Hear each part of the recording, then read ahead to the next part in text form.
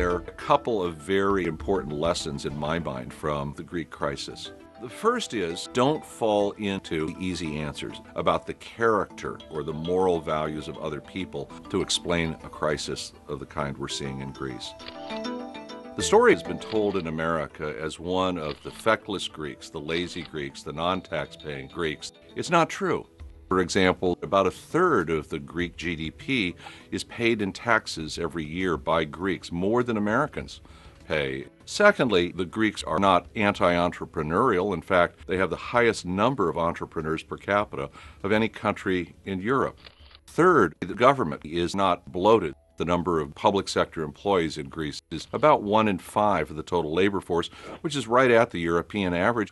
And finally, Greece's deficit as a percentage of its total budget is really no greater than the deficit of the United States or Great Britain today. In fact, under other circumstances, there's absolutely no reason that the crisis in Greece, which was a deficit in government spending, should have led to the mess that we're in today. Now, what does that tell us? It tells us several things. One is that when we think of something as distant as Greece or the European crisis, it isn't distant at all. It's part of this enormous interconnected world in which we live today.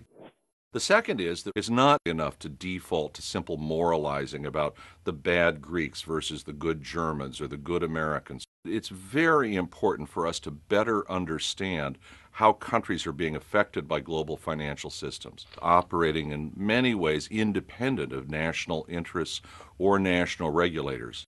Beginning in the late 70s, we've found a doctrine that proclaims that no government could possibly regulate the financial markets better than the financial markets themselves. Well, we've tested that theory, and it failed in real life with really quite costly effects. We understand what they are here in the United States, but we didn't see the damage that was being done globally at the same time. Now, in Europe, as in the United States, there have been attempts to rein in the power of an unregulated global financial system. But it's very difficult to do. So the way forward in the 21st century, in the wake of this crisis that we're still living through, is going to require a kind of intelligence and vision that transcends national borders.